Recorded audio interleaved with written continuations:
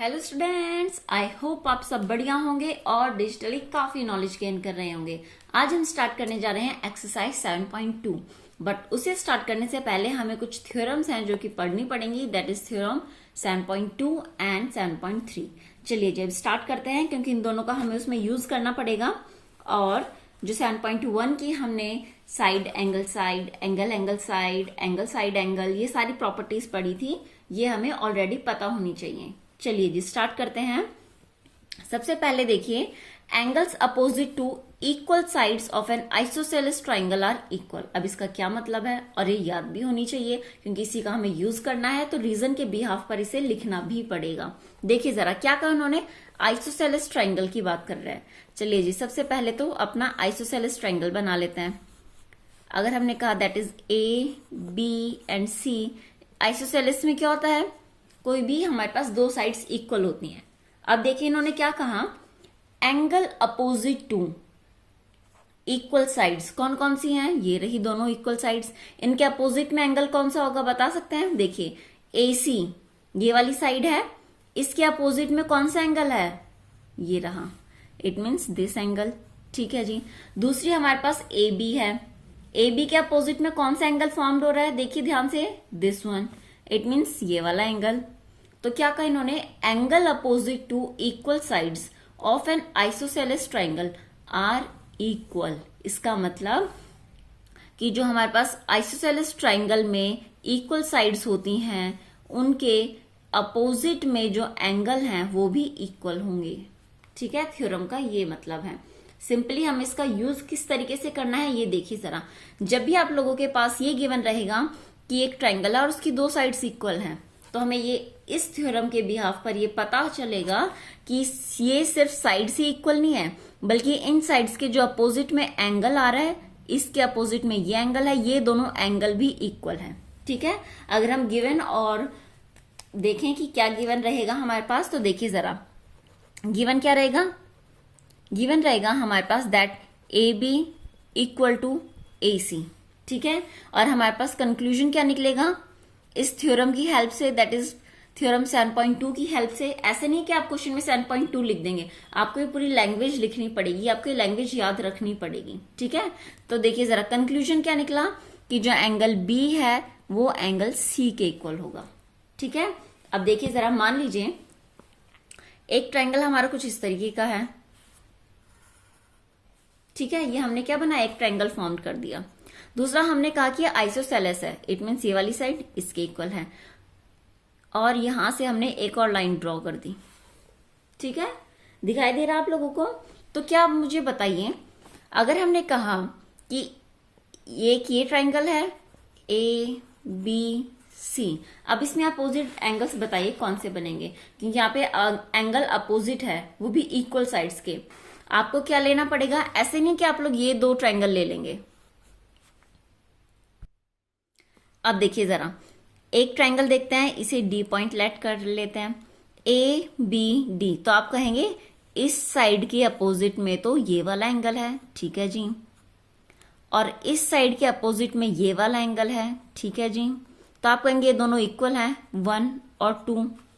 ठीक है, तो क्या एंगल 1 इक्वल होगा एंगल 2 के, जी नहीं, बिल्कुल नहीं होगा। इस थ्योरम की हेल्प से angle 1 is not equal to angle 2, just because हमने क्या लिया, देखिए क्योंकि ट्राइंगल हमने ABD ले लिया। क्या ABD ट्राइंगल में आपको कोई दो साइड्स इक्वल दिख रही हैं, जी नहीं। दो साइड्स इक्वल तब है जब हम पूरा कंप्लीट ट्राइंगल ले रहे हैं ABC। यहाँ देखिए अगर हौच पौच लग रहा है तो एक बड़ी से डायग्राम में आपको मैं समझाती हूँ। ये कुछ इस तरीके का होगा हमारे पास। ठीक है, हम क्या डिस्कशन कर रहे हैं, दैट इज ABC ट्राइंगल है। अगर हमने कहा कि ये दो साइड्स इक्वल हैं, ठीक है, तो दो एंगल कौन से इक्वल होंगे। अगर मैंने यहां से इस तरीके से लाइन ड्रॉ कर दी और यहाँ D पॉइंट है, अब बताइए जरा कैसे पता चलेगा। तो देखिए अगर मान लीजिए मैं ये देख तो ये वाला ट्राइंगल रही हूं ABD, अगर मैंने ABD ट्राइंगल देखा और मैं इसमें देख रही हूं कि इस साइड के अपोजिट में ये एंगल है, that is angle 1 and this is angle 2, और फिर मैंने दूसरा ट्राइंगल लिया ये वाला AC से स्टार्ट होकर दिस वन डी तक जो जा रहा है, और इस साइड के अपोजिट में ये एंगल आ रहा है। तो इसका मतलब ये नहीं है कि एंगल 1 इक्वल होगा एंगल 2 के, बिल्कुल भी नहीं, कभी नहीं होगा। ठीक है, क्यों? क्योंकि छोटे वाले ट्रायंगल में तो सिर्फ एक यही साइड तो हमें पता है, इस साइड के अपोजिट में कौन सी साइड है बताना जरा। अगर हम सिर्फ इतना ट्रायंगल चेक करें, that is D A B, हमें क्या पता है इसके बारे में कौन सी, कि इस वाली साइड के इन दोनों में से कौन सी ट्रायंगल मतलब इक्वल साइड कौन सी होगी, बिल्कुल नहीं पता। इसलिए हमेशा याद रखिएगा, ये हमेशा आइसोसेलेस के केस में ही होगा। आइसोसेलेस मीन्स ए बी और सी ट्रायंगल है। ठीक है, अगर मैं ये कहती कि ये तीनों साइड आपस में इक्वल है, अब ध्यान से देखिएगा, बहुत इंपॉर्टेंट लाइन है। अगर मैंने कहा कि तीनों साइड आपस में इक्वल है, अब इस केस में क्या होगा देखिए जरा। अगर मैं इस छोटे वाले ट्रायंगल को लेती हूं ए बी डी की, अब मुझे पता है कि इस ट्रायंगल में ये दोनों साइड इक्वल है, जबकि पहले मुझे नहीं पता था कि ए बी इस ट्रायंगल में इस वाली साइड के इक्वल है या इस वाली साइड के इक्वल है। ठीक है, अब मैंने कहा कि ये दोनों इक्वल है, इट मीन्स इसके अपोजिट में ये वाला एंगल है। ठीक है, इस वाली साइड के अपोजिट में ये वाला एंगल है, और इस वाली साइड के अपोजिट में कौन सा एंगल बनेगा, दिस वन। तो हम कहेंगे कि एंगल 1 इक्वल टू एंगल 3।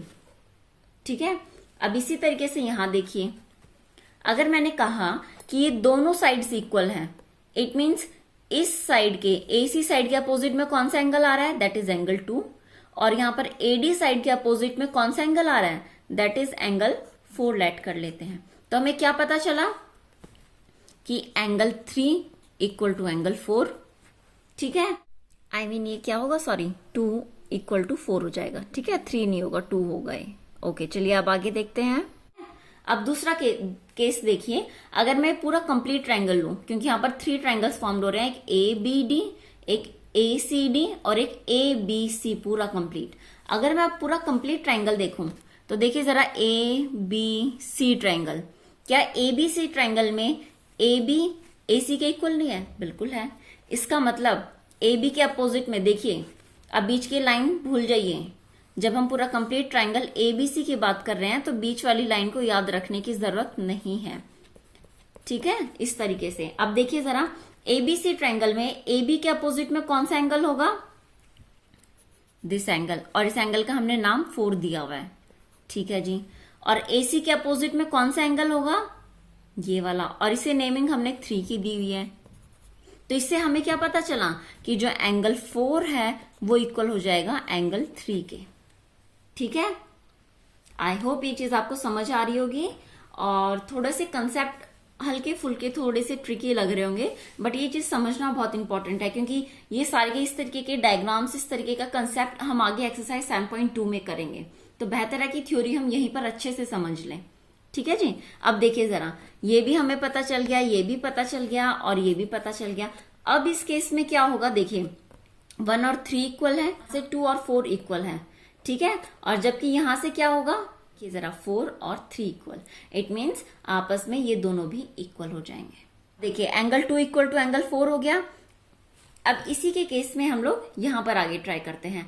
अब ये तीनों कंडीशन बन रही हैं, अब यहां पर क्या हो जाएगा, अगर तीनों को मिला दिया जाए कि एंगल 1 इक्वल टू एंगल 2, ये कब पॉसिबल हुआ, जब हमारे पास एडी भी ए बी और ए सी के इक्वल हुई।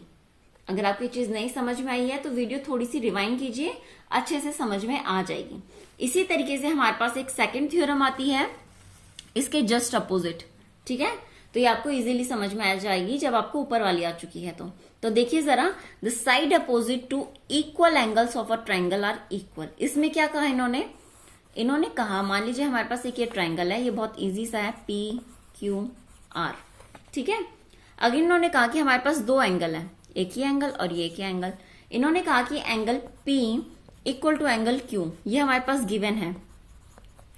तो आप कंक्लूजन क्या निकालेंगे, the side opposite to equal angles, equal angles के जो अपोजिट में साइड आ रही है, इसके अपोजिट में कौन सी साइड होगी, ये वाली।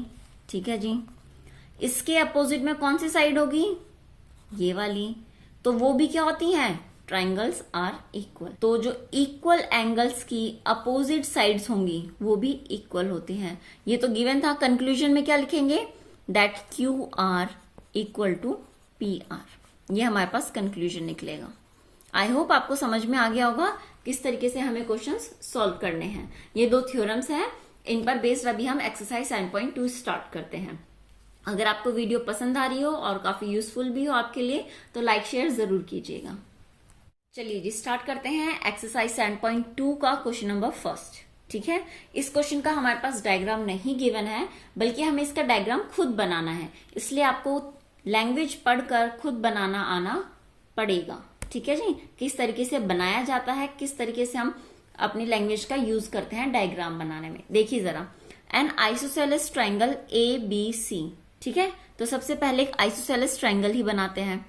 मान लीजिए ये है हमारे पास, बिल्कुल बेसिक से ही स्टार्ट करेंगे, दैट इज ABC। ठीक है, आइसोसेलेस ट्राइंगल है तो with AB equal to AC। तो उन्होंने बताया है कि जो हमारे पास AB है वो AC के इक्वल है। ठीक है, अगर नहीं बताया होता तो हम अपनी मर्जी से कोई भी दो साइड्स इक्वल ले सकते थे। आगे देखिए, the bisector of angle B, angle B का जो बाइसेक्टर है, एंड एंगल C, और एंगल C का भी bisector, intersect at O, join A to O। अब देखिए जरा, एंगल B का जो बाइसेक्टर है कुछ ऐसे जाएगा। ठीक है, it means this is equal to this angle. ठीक है जी, अब आगे देखिए जरा, एंगल C का भी उन्होंने कहा कि बाइसेक्टर है, और वो कहां पर मीट कर रहे हैं दोनों आपस में? एक O पॉइंट पर। तो हमने मान लिया ये O पॉइंट है और ये एंगल बाइसेक्टर है, तो ये दोनों भी आपस में इक्वल होंगे। एंगल बाइसेक्टर का मतलब क्या हुआ? एंगल को टू इक्वल पार्ट्स में डिवाइड कर रहा है और दोनों कहां पर इंटरसेक्ट हो रहे हैं? एट पॉइंट O पर। Join A to O। अब हमें क्या करना है? A पॉइंट से लेकर और O तक ज्वाइन कर देना है। ठीक है, इतना हमें पता चल गया। अब देखते हैं हम लोगों को फाइंड आउट क्या करना है, हमें शो करना है, वो लिखते हैं सबसे पहले। देखिए जरा, शो दैट, क्या शो करना पड़ेगा?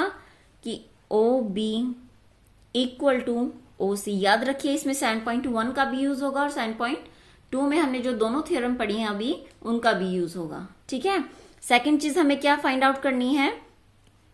AO bisects angle A। इसका मतलब क्या हुआ? एक तो हमें प्रूफ करना है कि जो OB है वो किसके इक्वल है? दैट इज OC के।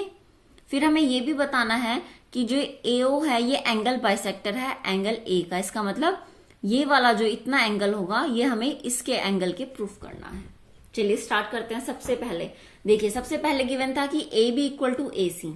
इसका मतलब क्या हुआ? ध्यान से देखते हैं, ABC ट्रायंगल, क्योंकि ये हमारे पास एक आइसोसेलेस ट्रायंगल है जिसमें हमें ये पता है कि AB कंप्लीट AC के इक्वल है। ठीक है, सबसे पहले लिख लेते हैं कि हमारे पास गिवन क्या क्या है, क्योंकि ये तो क्वेश्चन आप लोगों का। ठीक है, गिवन हमने लिखा, एक बिल्कुल समरी की टाइप लिखेंगे, AB इक्वल टू AC, और ये एंगल भी इक्वल होंगे तो इसे हम नेमिंग कर देते हैं। चलिए इसे एंगल 1 रख लेते हैं, इसे एंगल 2 रख लेते हैं। ठीक है, वरना पूरा कंप्लीट नाम लिखना पड़ता है। This is 3 and this is 4। ठीक है, ये देखिए जरा, दूसरा हमारे पास क्या गिवन है? Angle 1 equal to angle 2 and angle 3 equal to angle 4। ठीक है जी, अब देखिए जरा, ये तो हमारे पास गिवन है। अब सोल्यूशन लिखते हैं कि हम इसे प्रूफ करना कैसे स्टार्ट करेंगे। सबसे पहले लेते हैं इन ट्रायंगल ABC। ठीक है, सबसे अपनी कौन सी 7.2 वाली थ्योरम लगाएंगे। देखिए लिखना किस तरीके से उसे, AB इक्वल टू AC, ये हमें क्या है? गिवन है। चलिए जी, रीजन भी लिखना जरूरी होता है हर बार। अब आगे हम क्या लिखेंगे? अगर AB इक्वल टू AC है, देयरफॉर, अब AB के अपोजिट में एंगल देखिए जरा। ठीक है, पूरा बीच वाला डायग्राम भूल जाइए कि बीच वाला कोई डायग्राम भी है। आप लोगों को सिंपल क्या याद रखना है? अपना ट्रायंगल ABC, क्योंकि हम उसी ट्रायंगल की यहां पर बात कर रहे हैं। तो ये इसके इक्वल है। तो अब बताइए जरा, AB के अपोजिट में कौन सा एंगल हुआ? Means angle C complete. ठीक है, और AC के अपोजिट में कौन सा एंगल हुआ? That is angle B. तो ये दोनों भी आपस में इक्वल होंगे। अभी अभी हमने थ्योरम पढ़ी थी, therefore angle B equal to angle C. अब यहाँ पर रीजन क्या लिखेंगे? रीजन बार बार याद रखिएगा, हर क्वेश्चन में, हर पार्ट में, कितनी बार भी यूज हो रही हो, बार बार अपना रीजन लिखिए कंप्लीट थ्योरम, ताकि वो आपको अच्छे से याद हो जाए। क्योंकि कंसेप्चुअल वाइज क्वेश्चंस आएंगे और बाद में याद करना थ्योरम्स को बहुत मुश्किल हो जाता है। अभी तो ये साथ के साथ प्रैक्टिस करते हुए याद हो जाती हैं। तो यहाँ हम लिखेंगे angle opposite to equal sides are equal. ये सिर्फ इतनी थ्योरम लिखने से काम चल जाएगा आपका, ठीक है। देखिए जरा, आया समझ में? अब देखिए, एंगल बी अगर पूरा कंप्लीट इक्वल है एंगल सी के, और हमें ये भी तो पता है कि एंगल 1 एंगल 2 के इक्वल है, इसका मतलब ये चारों एंगल आपस में इक्वल हो जाएंगे। देख रहे हैं आप लोग? देखिए, अगर ये पूरा एंगल ये इस पूरे एंगल के इक्वल हो गया, तो इसका मतलब क्या हुआ? और ये दोनों आपस में इक्वल थे और ये दोनों आपस में इक्वल थे। इट मीन्स यहां हम लिख देते हैं इसे first equation, this is second equation. वैसे तो हमें देखने से पता चल ही रहा है, बट लिखना भी तो पड़ेगा, ठीक है। अब हम लिखते हैं फ्रॉम फर्स्ट, सेकेंड और थर्ड इक्वेशन। क्या पता चला हमें? That is angle 1 equal to angle 2 equal to angle 3 equal to angle 4। चारों एंगल आपस में इक्वल है, ठीक है। आई होप ये चीज आपको समझ में आई होगी। चलिए जी, अब हम यूज करेंगे किसका? 7.3 थ्योरम का। किस तरीके से यूज करते हैं देखते हैं। आप लोग अपने डायग्राम में देखिएगा, क्योंकि आप लोग बना चुके हैं एक बार, बट मुझे शीट चेंज करने की वजह से फिर से डायग्राम बनाना पड़ेगा। अभी हमें क्या पता चला? ये एंगल 1 था और ये एंगल 3 था। अभी हमने क्या निकाला कि एंगल 1 और एंगल 3 इक्वल है। अब देखिए जरा, अब हम कौन कौन सा ट्रायंगल लेंगे? That is triangle O, B and C. अभी छोटे वाला ट्रायंगल देखिए, ठीक है। तो क्या लिखेंगे हम यहाँ पर? In triangle O B C. इसमें हमें क्या पता चला कि angle 1 is equal to angle 3, क्योंकि अभी हमने देखा कि एंगल 1, 2, 3, 4 चारों आपस में इक्वल है, ठीक है। तो इसका मतलब एंगल 1 और 3 इक्वल होंगे। देयरफॉर क्या हो जाएगा? O B equal to O C. अब ये किस वजह से हुआ? क्या रीजन रखेंगे? 7.3 थ्योरम, और वो क्या थी? That is side opposite to equal angles are equal, ठीक है। अब देखिए जरा ध्यान से, अगर हमने ये वाला ट्रायंगल लिया था, that is O B and C, ठीक है। इसमें ये वाला एंगल इस वाले एंगल के इक्वल था, और इस वाले एंगल के अपोजिट साइड में देखिए जरा, तो हमारे पास ओ सी साइड आई हुई थी, और थर्ड वाले के अपोजिट में देखिए जरा कौन सी साइड आएगी? That is O B. It means ये दोनों भी आपस में क्या हो जाएंगी? इक्वल हो जाएंगी। अब नेक्स्ट देखिए अपना triangle, that is O A B, this triangle, और ये वाला ओ ए सी वाला ट्रायंगल देखिए। इन दोनों ट्रायंगल में अभी हम लोग क्या करेंगे? In triangle O A B and triangle O A C, ठीक है। क्या हमें ये बात पता है that A B is equal to A C? बिल्कुल, ये तो हमें मालूम है, क्योंकि ये तो सबसे पहले गिवन थी। तो यहाँ रीजन लिखेंगे, that is given, okay. Next अभी हमने क्या प्रूफ किया? That O B equal to O C. ये हमने क्या किया? प्रूव्ड। नेक्स्ट हमने क्या पता है कि 2 angle is equal to angle 4। It means angle 2, यहां लिखेंगे हम लोग, इक्वल टू एंगल 4। ये भी हमने क्या किया है? प्रूफ किया है, ठीक है। ये देखिए जरा, ये वाली साइड इस वाली साइड के इक्वल है, और ये वाली साइड इस वाली साइड के इक्वल है, और एंगल 2 इक्वल है एंगल 4 के। इसका मतलब साइड एंगल साइड, यहां पर भी साइड एंगल साइड, ठीक है। तो लास्ट में हम लिखेंगे बाय साइड एंगल साइड, ठीक है। कौन कौन से? Triangle O A B is congruent to triangle O A C, ठीक है जी। अब देखिए जरा, क्या हमने नेमिंग ठीक की है? ओ से बी पर जाना चाहिए तो ओ से सी मिलेगा, अगर हम ओ से बी मतलब फर्स्ट से थर्ड जा रहे हैं तो दूसरे ट्रायंगल में भी फर्स्ट से थर्ड जाने पर ओ सी मिल रहा है हमें। इट मीन्स हमने जो इसकी नेमिंग की है ट्रायंगल की वो बिल्कुल करेक्ट है। अब देखिए क्या हो जाएगा, therefore angle B A O equal to angle C A O. किस वजह से? क्योंकि जब दो ट्रायंगल कॉन्ग्रुएंट होते हैं तो बाय CPCT उसके कॉरस्पॉन्डिंग एंगल्स या कॉरस्पॉन्डिंग सारे के सारे पार्ट्स भी इक्वल हो जाते हैं। BAO कौन सा एंगल हुआ, देखिए ध्यान से, that is BAO, it means this angle, and CAO it means this angle. ये दोनों एंगल हमने प्रूफ कर दिए कि इक्वल है। इसका मतलब क्या हुआ कि जो AO है हमारे पास, ये क्या कर रही है, एंगल बाइसेक्टर है किसका, A का। तो लास्ट में बस एक लाइन और ऐड करेंगे, therefore AO bisects angle A। और यहाँ ये हमारा एक्सरसाइज भी और क्वेश्चन दोनों कंप्लीट होता है। नेक्स्ट हम अपनी नेक्स्ट वीडियो में स्टार्ट करेंगे। आज के लिए इतना काफी है। Thank you.